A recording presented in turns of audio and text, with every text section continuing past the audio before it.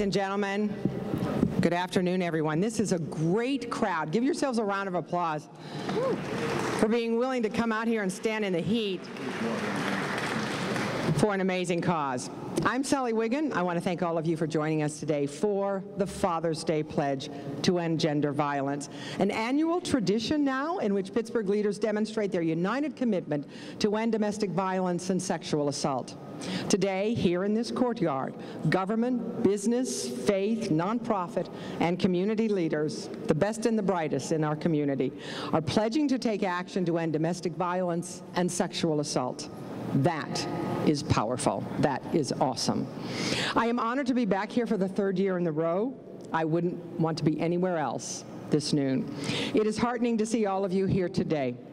Some faces familiar, and thankfully, some new.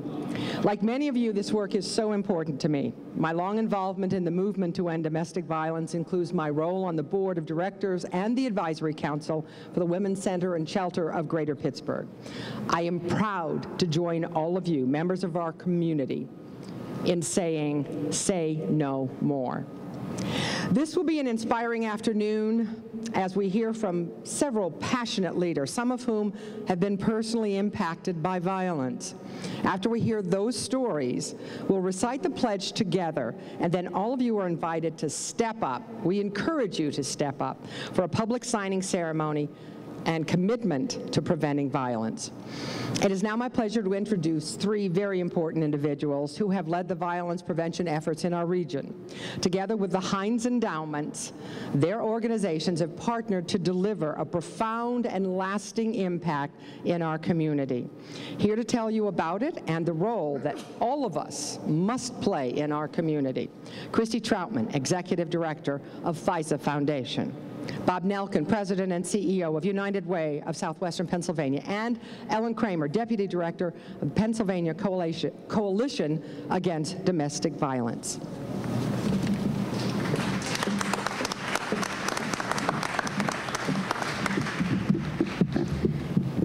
Thank you so much, and welcome to our third annual Father's Day Pledge Signing Ceremony. Thank you for joining us on this beautiful day. I want to begin my remarks by acknowledging the most recent incident of gun violence, an atrocious act committed against elected officials, their staff, and others during a baseball practice in Washington, D.C. earlier this week. I know you share my outrage at this horrific attack. Much of the media coverage has focused on possible political motivations for the attack. However, in an article published this morning in the Post-Gazette, it was reported that James Hodgkinson, the man accused of shooting House Majority Whip Steve Scalise and others, had a history of aggression and violence toward women that was not treated seriously. This is not unique. In case after case of public violence, we find that the perpetrators have histories of violence against a current or former partner or family member. Abuse we regularly discount as private or personal or not our business. Abuse rates in our community and across the country are alarmingly high. 1 in 3 women and girls experience physical, sexual, emotional, or verbal abuse at the hands of a partner. More than 1 in 10 teens is afraid because of threats made by the person that they are dating. And we know that there are some groups that are targeted for violence more frequently. People with disabilities and people from the LGBT community are victimized 2 to 3 times more often. And justice is not always served, particularly when victims are women or girls of color. It's a small minority of men and boys who are abusive to women and girls, and yet over and over again, we give them a pass. We dismiss early patterns of harassing talk and behavior, saying boys will be boys, and we tell girls that unwanted touching and comments about their bodies means that a boy likes them. Sexual harassment in schools is too often normalized or treated as a joke, as locker room talk. 20% of college-age women are sexually assaulted, meaning that young men who are abusive a lot over a long period of time, and far too often the response to their behavior is awkward laughter or finding a fault with their target. Just think of what would happen if their sexist comments, demeaning jokes, disrespectful and inappropriate behavior was met with clear and consistent public disapproval. Just think if we intervened swiftly with sanctions and treatment, if we collectively set a standard that abusive behaviors will not be tolerated. We can stop this. The good news is that here in southwestern Pennsylvania, we're working together to do just that. And by being here, by taking the pledge today, you are committing to being part of the movement to end domestic and sexual violence. Many of our speakers today will tell you more about the steps being taken across our region to support victims, hold offenders accountable, and change the culture. We're at a tipping point. Thousands have taken the Father's Day pledge.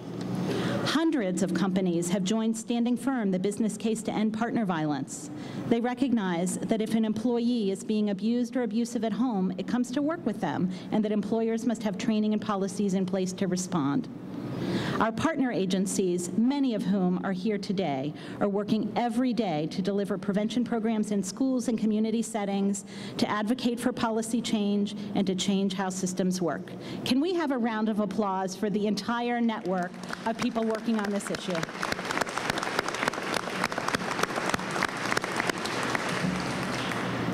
We have had enough. We know that domestic and sexual violence are crimes and that they are preventable. We're committed to doing everything we can to make our homes and communities safer. My name is Christy Troutman. I am Executive Director of the FISA Foundation, and I say no more because domestic violence is everybody's business. Thank you.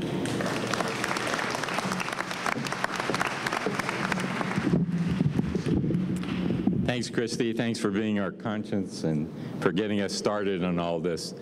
I have Bob Nelkin, President of United Way, and I have three emotional states I want to talk about. The one is heartbreak, the next is joy, and then gratitude.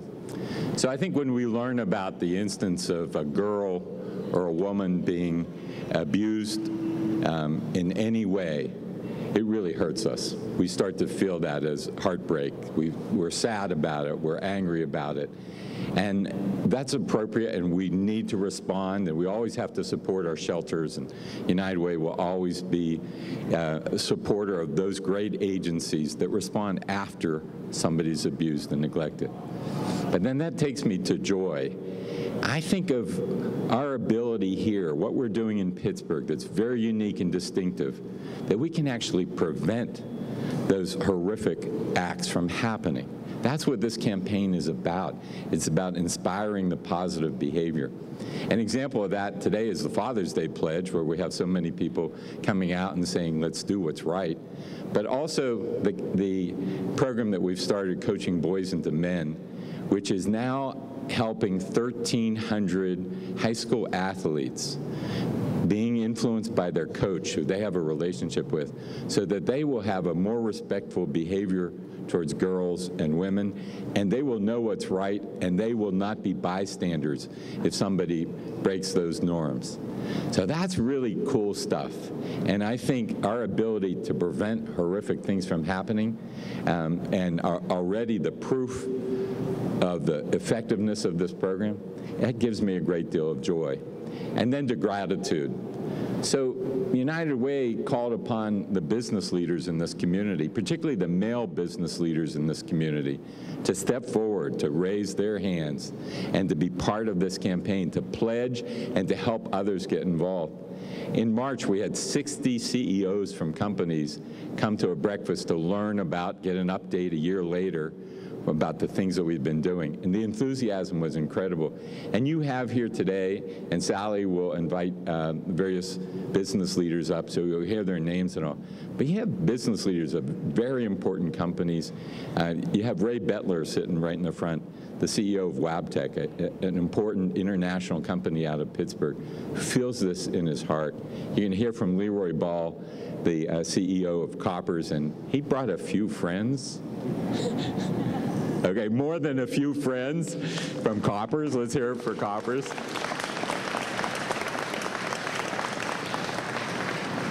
And you have the leaders of KDK and WPXI and many others here. We made the call.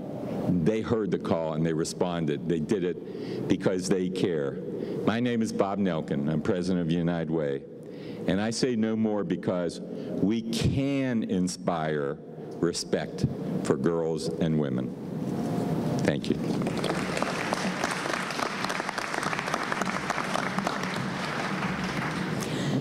Sometimes domestic violence can turn deadly. Last year in Allegheny County, 9 people lost their lives in domestic violence-related incidents. That's less than half of the number of fatalities that were recorded the previous year. And in fact, 2016 marked the first time since 2012 that Allegheny County has not led the state in domestic violence fatalities. Clearly, this county, its leaders, and its citizens are doing something right. But we're not there yet. Every life lost is a call to action. We cannot stop and we cannot forget those who have lost their lives in senseless acts of intimate partner violence. The silent witnesses stand among us. The life-size red wooden cutouts you see standing in the courtyard represent just a few of the women murdered by their husbands or boyfriends in Allegheny County. Each one has a story on a chevron on their chest. They travel the county telling their stories. As a long-standing project of the National Council of Jewish Women, the Silent Witness Initiative has brought awareness about this heinous crime that rips apart families and devastates communities. Please read their stories and stand with them. Today, with Father's Day just around the corner, we take the opportunity to recognize fathers and other men across our Commonwealth for acting as positive role models for the young people in their lives. The Father's Day Pledge campaign offers a much-needed male presence within the movement to end gender violence. 4 decades following the birth of the domestic violence movement, there is increased recognition that we need to more purposefully engage men and boys, not because the majority of abusers are men, but because the majority of men are not abusers.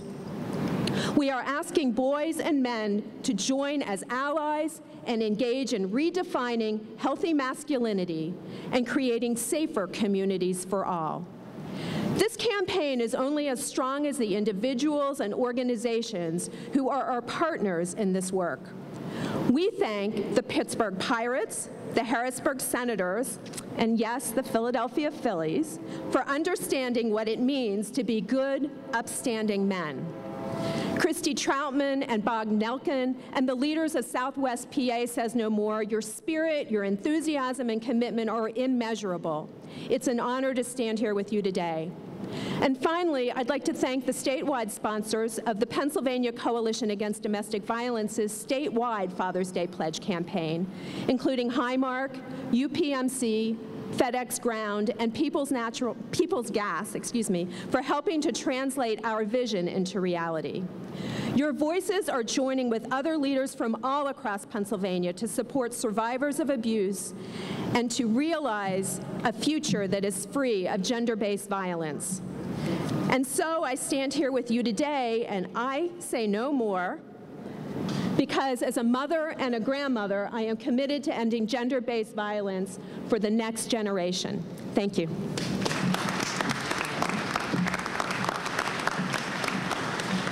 Thank you, Christy, Bob, and Ellen. You know, Allegheny County is a leader in the U.S. for batterer intervention programs, and the county has generously invited us back to the courthouse courtyard for the 3rd year in a row. And it's beautiful here, and you make it even more beautiful. It is an honor to introduce our next guests. Please welcome Allegheny County Manager William D. McCain and the Allegheny County Department of Human Services Director Mark Cherna. Thank you. Thank you and welcome. First of all, I am the county manager, but on behalf of Rich Fitzgerald, county executive, welcome. He gives his regrets for not being here. He's representing us actually outside the country today, but he would want to say you're always welcome here, and Allegheny County government says no. And we do that in many ways. We train people to be open, to hear people who come forward, and to greet them positively if they need help, and to give them services. We also want to make sure that this is the third time that we've had this here, and we want to have this every year to reinforce the great work that you do.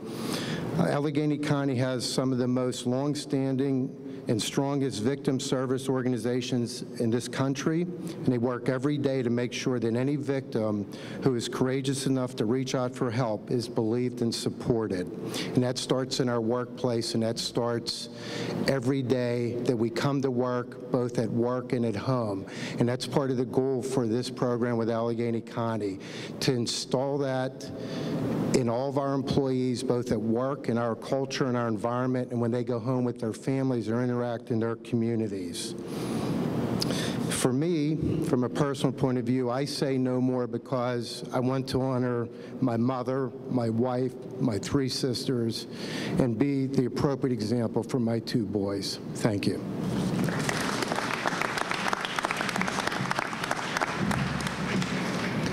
Hi, I'm Mark Cherner, and I'm Director of the Department of Human Services, and it's great to see a big crowd here and doing this kind of thing. I want to thank Christy Troutman for her leadership in pulling this off. I think it's so important that we speak out. I've been in this business over 40 years, and in human services, we do cradle to grave, so I have seen countless situations where we're dealing with the victims and we're dealing with the tragedies, families and children who've been abused, and women who've been abused, and men have been abused, and we have got to do something about that. We've invested very heavily in the Department of Human Services to try, one, to deal with the victims, but also to try to prevent and also deal with some of the offenders. We have really invested in a lot of batterers programs now to try to stop the continuation of these kind of things with evidence-based programs. And we're also really trying to invest in dealing with teenagers and young children and trying to change the culture and change the things. I think I noticed Liz Miller here somewhere from, there she is over there, and from Children's Hospital, who's doing some amazing work that we're supporting with adolescent males and trying to really change the paradigm. And we really have to keep doing that kind of thing. So I say no more because it's past time to end violence and we must speak out. I have 2 daughters, I have 2 granddaughters, and it is so important that we change this paradigm. So thank you. Now I'd like to introduce Bruce Krause, who's the President of City Council.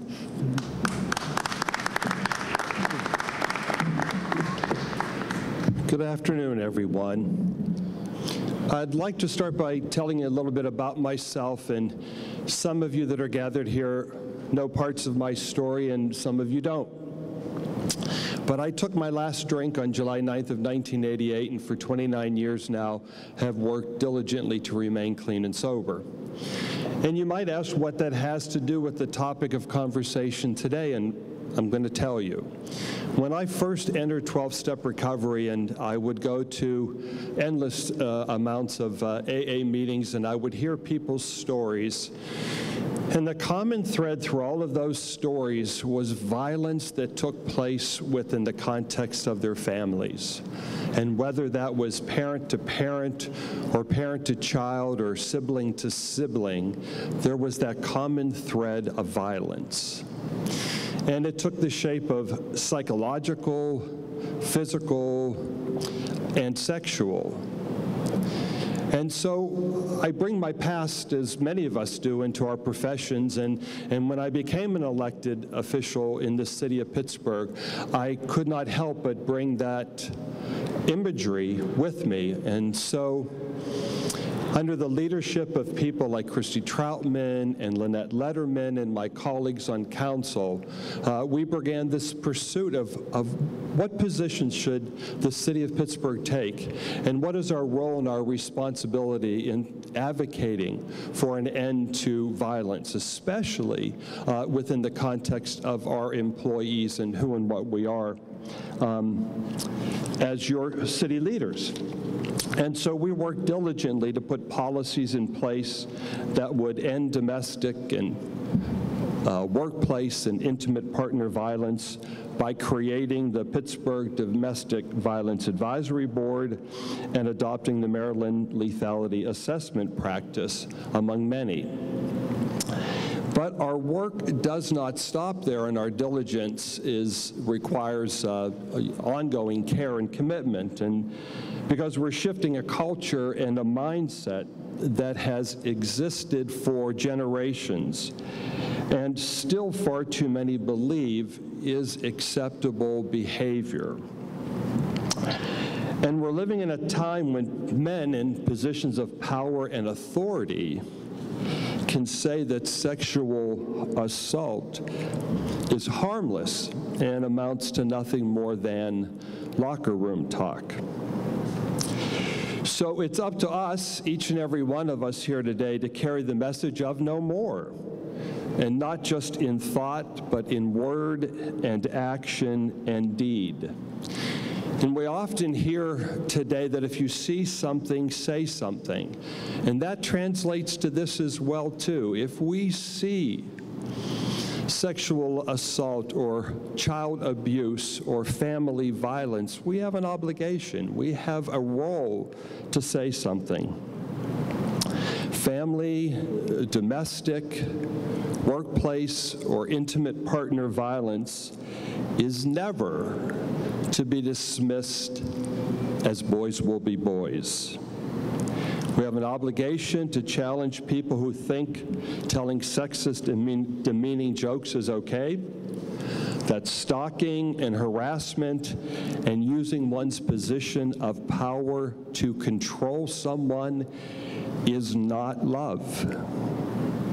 Our tradition of setting aside this day to remind ourselves and to rededicate ourselves to speaking up and speaking out against this toxic culture is where we ultimately find our power.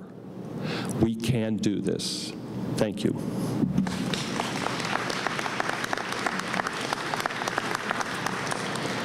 So my name is Bruce Krause, and I say no more because violence is never an answer. Thank you. Thanks so much, Bruce. And at this point, I want to give the people on the stage permission to step off until you have to come up to the microphone. The heat up here is withering, and we don't want anybody on the stage to pass out before they get to speak. And I'm actually not being facetious. So thanks so much, Bruce. It's my honor now to introduce to you our next guest. I know him well. We have done a number of stories about him, and I think you will recognize his name from regrettably the times that he and his family have been in the news headlines. Dr. Gary Kusha of Kusha Chiropractic Center. Dr. Kusha is also the devoted founder and executive director of the Demi Bray Kusha Awareness Organization in honor of his beloved daughter. Please join me in welcoming Dr. Kusha.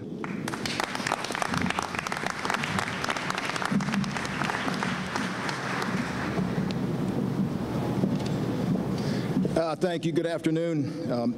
It's a pleasure to be here today. I want to thank Christy Troutman for the opportunity to be here to briefly share with you guys why I'm here. I don't know if some of you know my daughter's story. Demi, she was the cheerleader from Gateway High School. She lost her life to dating violence. It'll be 10 years this August 15th. Demi died the day after her 16th birthday. She was stabbed 16 times from an ex-boyfriend that she had broke up with 2 weeks prior to losing her life. And this ex-boyfriend was the very first boyfriend my daughter ever dated. She had a crush on him because he was a good friend of my son's. So he was always around the house, and Demi thought she liked him. But it was ultimately Demi realized there was something wrong with this relationship, so she broke up with him.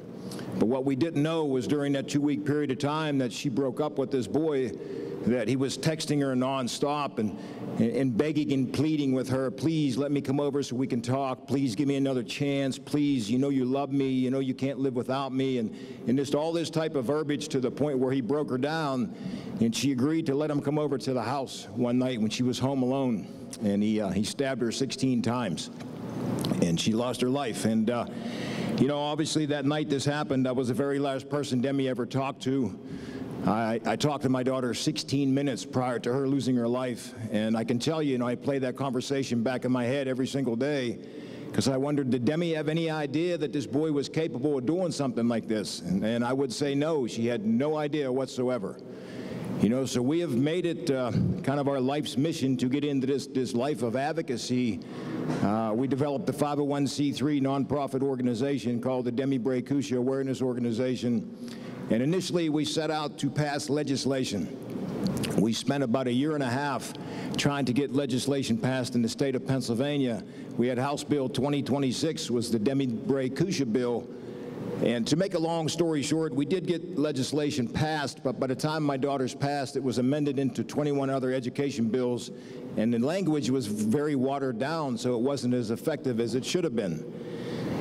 So we decided to start to see if we can go into schools. I wanted to target teenagers because that's what my daughter was. She was 16 years old, and I can tell you to date, we have done over 300 high school and middle school assemblies. I shared my daughter's message with well over 300,000 high school and middle school students.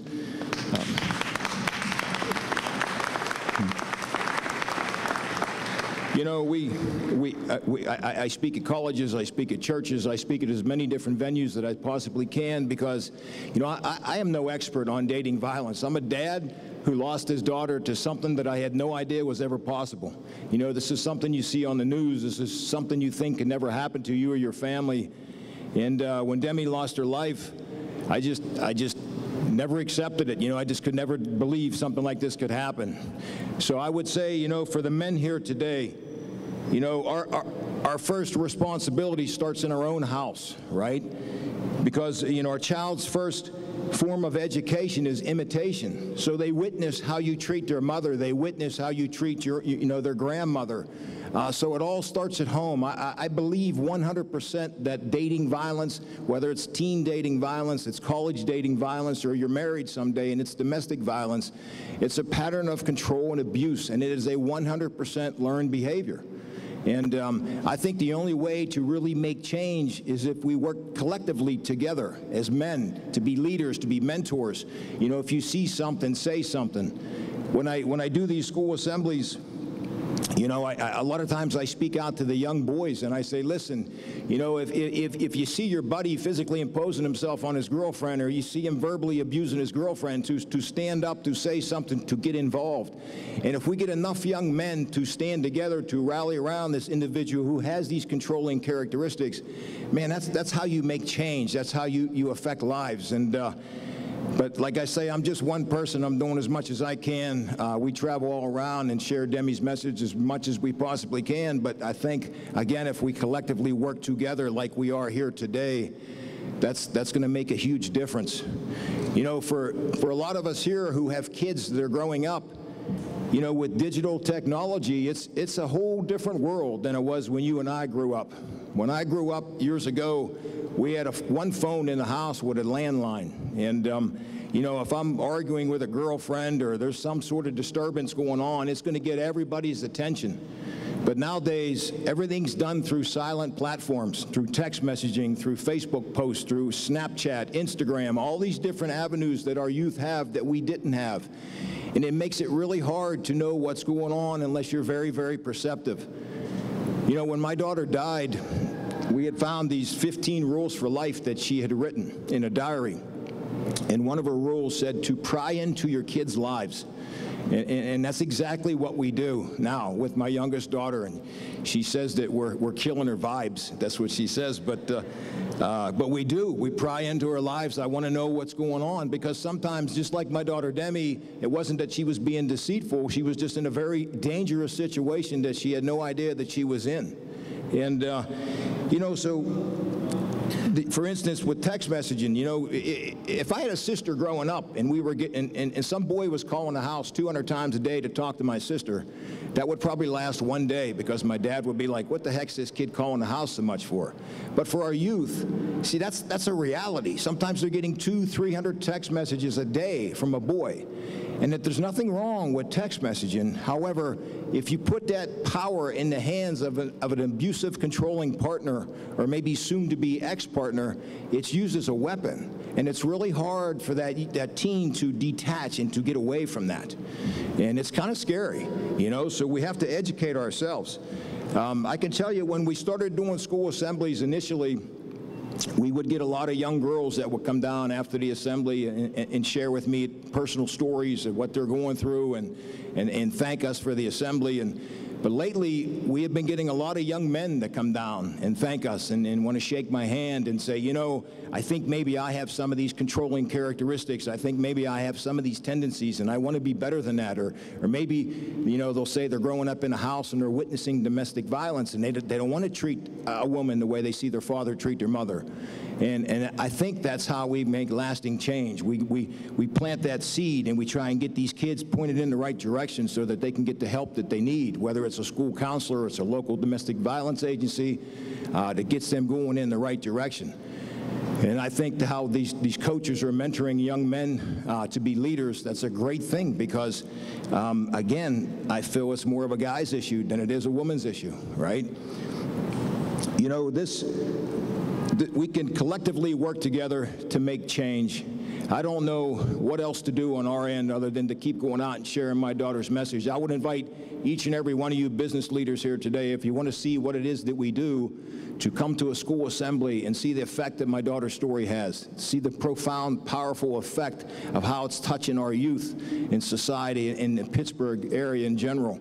We got a stack of emails probably this high from lives that have been touched, you know, and I just want to briefly share one email, and I'll wrap this up, is a while ago I got an email from my mom. She says, you know, she says, I work long hours. She says, I don't get home sometimes till 12:30, 1 o'clock in the morning. She says, I come home tonight, and she says, my daughter was waiting at the door, and she couldn't wait to share this assembly that she had at her school today about your daughter, Demi.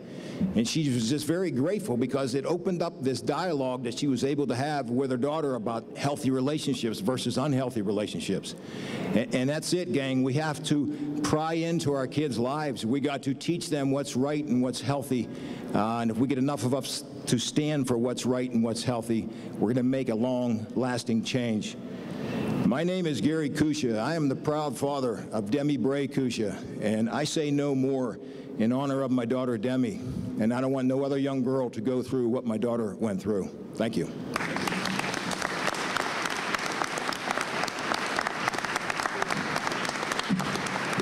Thank you so much, Gary, for showing us that from tragedy springs advocacy. And now it's my pleasure to introduce another special guest. Please join me in welcoming Zoe Vong To, a rising senior at Baldwin High School and a member of the Women and Girls Foundation Girl Gov cohort. Zoe.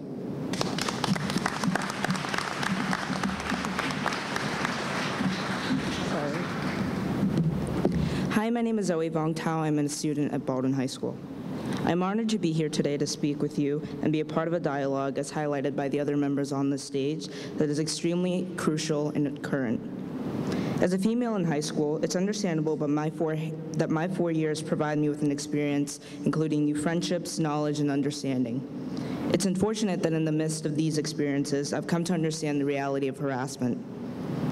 That is harassment in my halls and my classes, on my friends, through strangers. These comments have unfortunately increased, like Dr. Kusha mentioned, through the growth of social media and the influence that teens have on it. Whether I've noticed direct comments on my friend's physical appearance, on her body, or the long list of Instagram accounts made by boys and girls in the name of disabled girls incapable of defending themselves, I've noticed it all, and I'm tired. Tired of these actions being treated as jokes or passageways into womanhood. These actions, as terrible as they are, have not been dealt with in the manner that they should have by my teachers, principals, and administrators. The Throughout my high school career, I've noticed girls, boys being harassed and not having a passageway to speak about them or a safe haven to talk to anyone about. I'm here today to make a statement. If my words today make you feel something, I'm glad, but it's unfortunate that it was this late in time. One thing I don't want is the actionless dismissal of my words and the others of the members of the stage. I believe that today and for our future and for the future of high school girls and boys, we need progress, protection, and we need it now. My name is Zoe Vong Tao. I'm going to be a senior at Baldwin High School, and I say no more because I think it's time.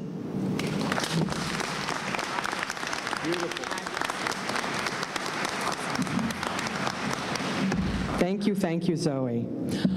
Our next speaker helped make this happen today. He has been a leader of this important work since the very beginning. Please join me in welcoming Grant Oliphant, President of the Heinz Endowments. Good afternoon, everybody.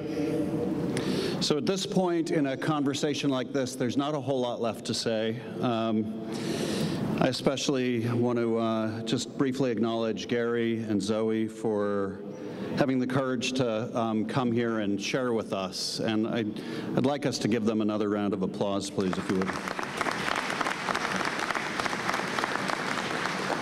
So the other day I was asked by a reporter who works in the philanthropy sector nationally, what gives me hope? And the question comes up because on so many fronts, as we were reminded again of by the violent incident in Washington, D.C., but one of only 309 shootings that happens on average around the country, that we live in a violence of culture. We live in a culture of violence, in a culture where there is so much damage and so much harm and so much willingness just to live with it because it's the way things are, that we see violence begetting violence and bullying begetting bullying, on and on in an unbroken chain down through generations, because that's the way it is, until finally somebody speaks up about it. My answer to the question about what gives me hope for the work that we do in trying to bring about a more just society, one where we are all genuinely free and safe and accorded fair opportunity, was very simple. It comes down to individual action. My source of hope is actually all of you in this courtyard today. It's the folks who took the time to be up on this stage and to share their stories. When you think about the courage that it takes in a moment where you are being bullied or harassed or targeted for violence, simply to stand up and leave, let alone to say stop, it's extraordinary that it happens at all. And when you think about the courage that it takes from people who are standing around to move beyond the comfortable position of just saying nothing to say something, it's extraordinary that that happens as well. But the only way we ever build a better society, the only way that we ever bring about the better world that most of us believe in is by taking personal action. You know, what happens in a shooting in Washington may feel unbelievably removed from you. What happens in global policy may feel unbelievably removed from you. Maybe even what happens in the halls of city and county government may feel removed from your personal power. But I guarantee you what is not beyond you is what is in front of you every single day, and the relationships that you have with other people and the opportunity that you have to express love and protection for them. So it really comes down to not how we change the world, but how we change ourselves, how we change that willingness in ourselves to step up in that moment when bullying or harassment or demeanment is happening and do something about it. The violence that our culture visits upon women or upon people based on gender orientation is extraordinary, but it's part of a larger culture of violence that we have to end. If we ever, any of us in this courtyard or anywhere else in this community want to feel safe in our own homes and safe in our own town. We bring that about through our personal actions and what we do. I don't know many people. I've met a lot of folks through my work, and I've been privileged to work with some really extraordinary people. And I've almost never met somebody who thinks of themselves as bad. They think of themselves as good and wanting to create something better for their families and the people around them. And the challenge for all of us is to start that hard work of bringing that goodness into the world by caring enough to speak out against the people we see being hurt right in front of us, right in our own lives, right in our own midst. So thank you to everyone in this courtyard for being part of that, for everybody on stage for being part of that. You are the source of hope. My name is Grant Oliphant. I'm president of the Heinz Endowments, and I say no more because goodness starts here. Thank you.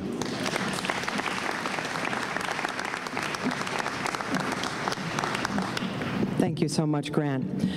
Now we will all renew our commitment to ending violence. So please welcome Most Reverend David Zubik, Bishop of the Roman Catholic Diocese of Pittsburgh. The Right Reverend Dorsey W.M. McConnell, Bishop of the Episcopal Diocese of Pittsburgh. Reverend Lindy Barlow, Executive Minister of Christian Associates of Southwest Pennsylvania. Pastor George Fleming, Lead Pastor of the Father's Touch Ministries. Reverend Sally Jo Snyder, Director of Advocacy and Consumer Engagement at Consumer Health Coalition. And Rabbi Ron Simon, Senior Director of Jewish Life at the Jewish Community Center of Greater Pittsburgh. Together, they will lead us in a public recitation of the Father's Day Pledge. Everyone should have a copy of this pledge handout. You see it there. If you didn't get one, raise your hand. A volunteer will bring you one. Hold up a white sheet with "No More" on this side. The pledge is on this side.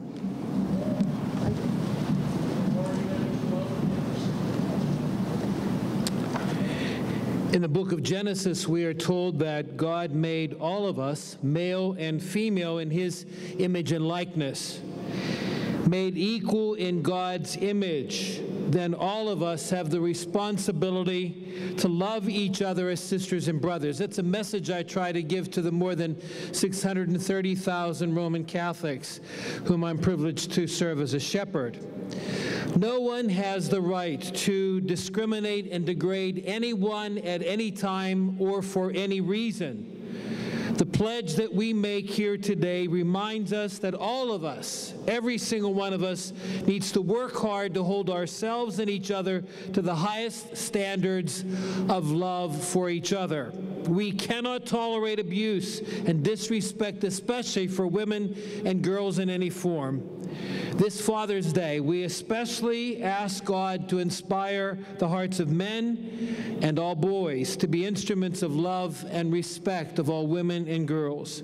And so, David Zubik, Bishop of the Catholic Diocese of Pittsburgh, I say no more because we are all beloved daughters and sons of God, and we deserve to treat each other accordingly.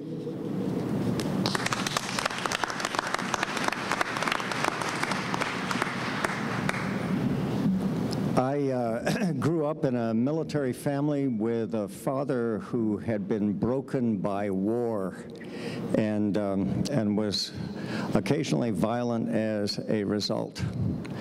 And over the last 37 years of my marriage to my wife, by the grace of God, we have learned not only how to love each other, but how to cherish each other. And through that woman, I have learned a particular kind of care. She's actually got me pretty well trained. I bring her breakfast in bed every morning.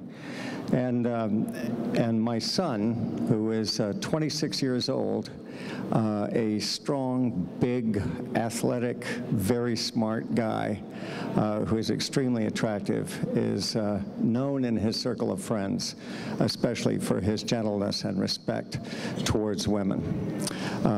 So I know that transformation is possible.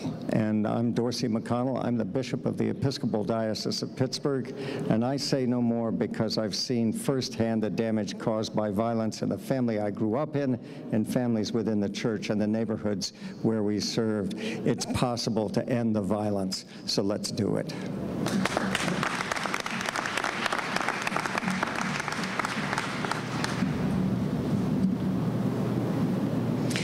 In the first letter of John, the Bible tells us that there is no fear in love, because perfect love casts out fear.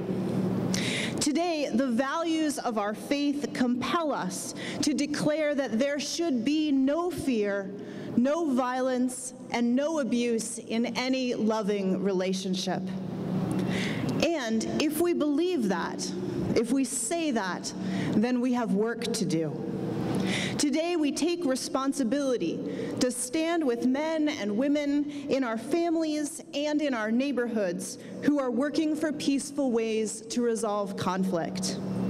Today, we take responsibility to show our boys what it means to be a nonviolent man of strength and courage, a man like Jesus. My name is Liddy Barlow, and I serve as Executive Minister of Christian Associates of Southwest Pennsylvania. And I say no more because perfect love casts out fear.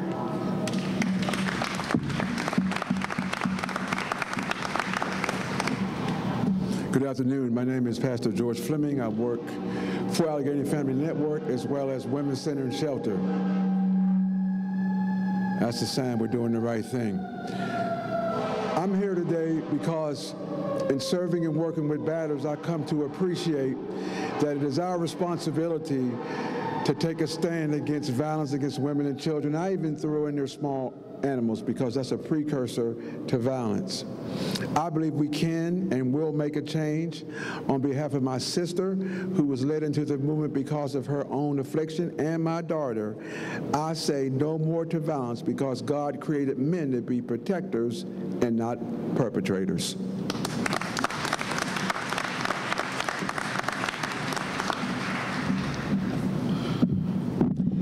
Every faith tradition has certain words and phrases that run throughout their tradition. Words like independence, freedom, security, light, light. We are called to be it, to bear it, to bring it, to bear it, to shine it. Violence develops in darkness. It seeps in silence. We are called to be light, more than just naming it and singing it, but shining light, bearing witness, being witness. It is my privilege to work with persons with disabilities. It would be shocking if the statistic was 1%, but ladies and gentlemen, it is unconscionable, it is reprehensible, and it is wrong that 80% of women with disabilities report experiencing sexual assault.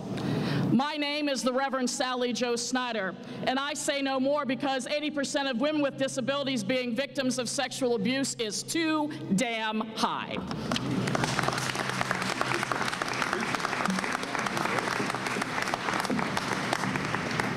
Just a few moments ago, Bishop Zubik brought us back to Adam and Eve, and I want to tell you, I think Adam and Eve are the first domestic couple. They were created together, they lived together, they loved with each other. And when they were apart, they yearned to be back together because they knew that the way that we make goodness in our world is by being together and supporting one another. They are the model of humanity. They are the goodness that we strive for today.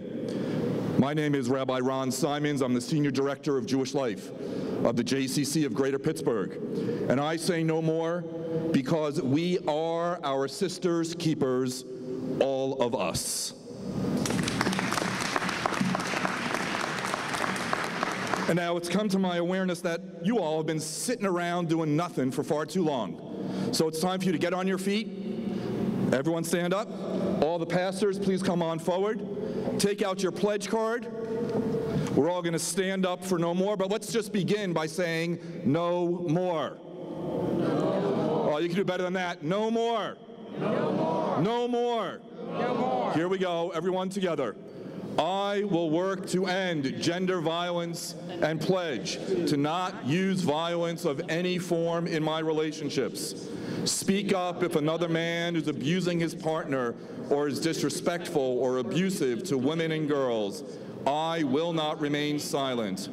Be an ally to women who are working to end all forms of gender violence. Mentor and teach boys about how to be men in ways that don't involve degrading or abusing girls and women. I will lead by example. No more. No more. No more. No more. No more.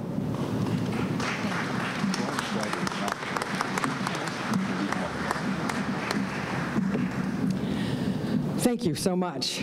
I'm honored now to welcome Leroy M. Ball, Jr., President and CEO of Koppers, to speak about the importance of signing this pledge.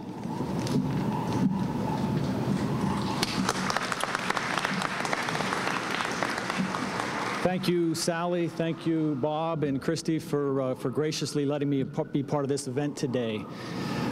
Signing the Father's Day pledge to end gender violence is an important first step in ending domestic violence. It signals your intention to take action. But the real power is in living the pledge and in making consistent decisions every day to build safer workplaces and communities. At Koppers, we've asked all of our local employees to sign the Father's Day pledge online. We've also encouraged our employees to attend this pledge signing event, and as Bob pointed out earlier, we have around 60 in the audience today, and I'd like to thank you all for coming to support this.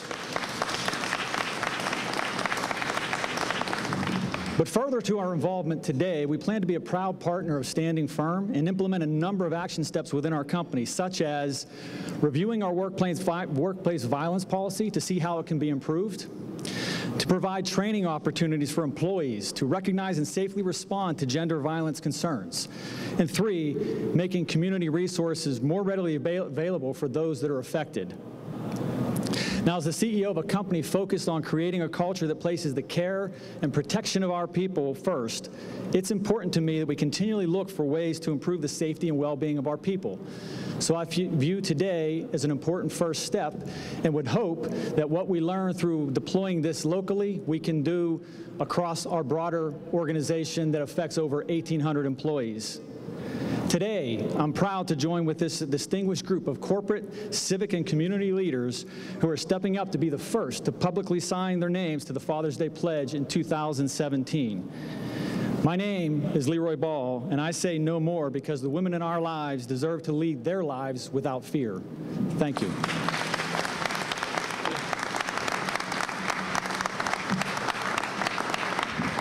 Now, everyone, we're going to begin the signing ceremony. Gentlemen, when you hear your name, please sign the banner, then proceed to the stage and do your thing. Ray T. Bettler, President and CEO, Wabtec Corporation. Michael Brayak, Development Director, Crisis Center North. Ray Carter, Vice President and General Manager, WPXI TV. Bernie Colbert, Offensive Line Coach, Carnegie Mellon University football and educator at Pittsburgh Action Against Rape. Mike Donovi, Partner, Assurance Services, Ernst & Young, LLP. Bola Dungana, Special Outreach Advocate, Women's Center and Shelter of Greater Pittsburgh. Elliot N. Dinkin, President and CEO, Cowden Associates. Jose Garth, Peer Education Coordinator, Planned Parenthood of Western Pennsylvania. Douglas Jackson, Director of Operations and Maintenance, Alcosan. Greg Jordan, General Counsel and Chief Administration Officer, PNC Financial Services Group. Larry Klinger, Program Supervisor, Allegheny Intermediate Unit. Reverend Darnell O. Leonard, Associate Director and Children and Youth Services Director, East End Cooperative Ministry. Brian McCall, Partner, Mar Dussel, CPAs. Jesse McLean, Executive Director, Western Pennsylvania and Northeast Ohio, Presley Ridge. Paul Mulbaugh, Founder and CEO, Paul Mulbaugh Jr. Enterprises. Jack Pischke, Inmate Program Administrator, Allegheny County Jail. Ken Strother, Family Development Specialist, Family Resources. John Tague, Jr., Principal, JT, Disability Consulting Services, LLC. Elio Wade, Battering Intervention Specialist, Family Services of Western Pennsylvania. Dave Wingerson, Community Educator, Center for Victims. Michael Young, Senior VP and Pittsburgh Market Manager, CBS Radio, Pittsburgh.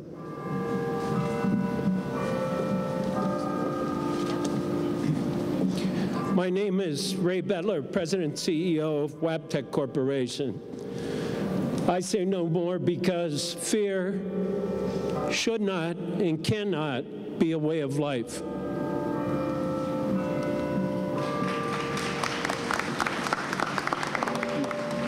Hello, I'm Michael Brayak from Crisis Center North. I'm here today to say no more because domestic violence is not a family issue, it is a crime. Thank you.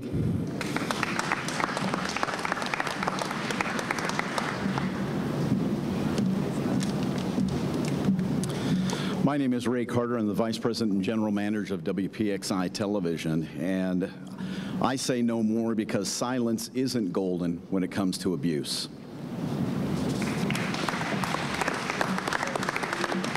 I am Bernie Colbert from Pittsburgh Action Against Rape. I say no more because it could be any one of us wiping the tears from the cheeks of our daughters or our granddaughters.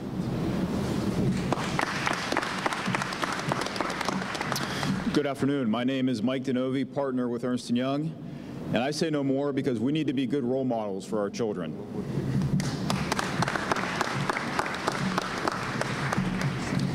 Good afternoon, everybody. My name is Bola Dangana. I am a specialty outreach advocate for Women Center and Shelter.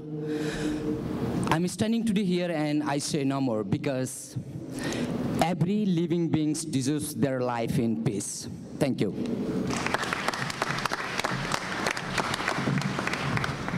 I'm Elliot Dinkin. I'm a son, a husband, and a father of 2 girls who happens also to be CEO of Cowden Associates. And I say no more because everyone should feel safe in their relationships.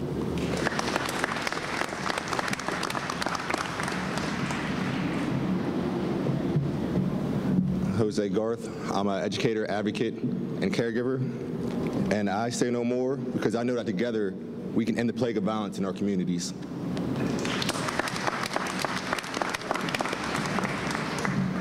I am Doug Jackson, the Director of Operations and Maintenance for the Allegheny County Sanitary Authority, and I say no more because our daughters and wives, our sisters, mothers, and grandmothers, nobody should live in fear.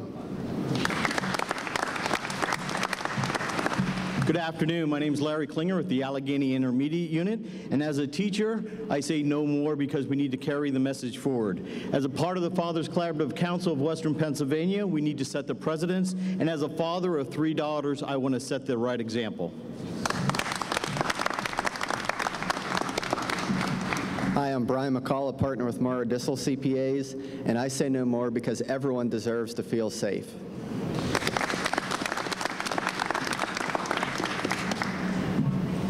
Good afternoon. My name is Reverend Darnell Leonard, Associate Director of East End Cooperative Ministry. I say no more because my oldest sister died at the hands of her abuser.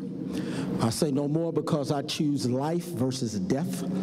I say no more because our women and our girls are our most valuable blessing in this city, in this state, this nation, and even on the earth. I say no more because we're here to stop the madness.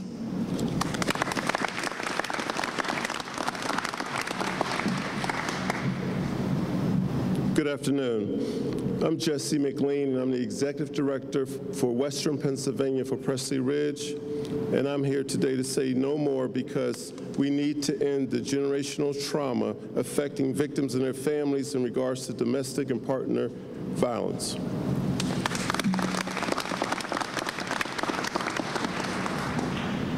Good afternoon. My name is Paul Mulba. I actually also work with Liz Miller and her team at the University of Pittsburgh Children's Hospital.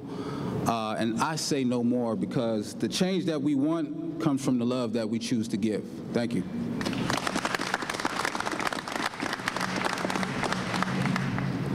Good afternoon. My name is Elio Wade, and I am the BIP facilitator down at the Allegheny County Jail through Family Services of Western Pennsylvania. And I say no more because violence is not the answer to solve the problems.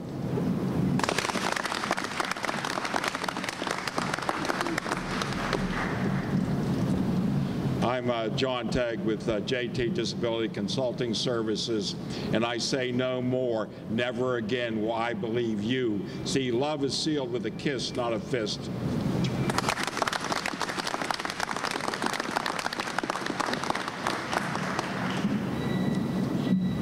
I'm David Wingerson from Center for Victims, community educator, and I say no more because it's time that we make the change.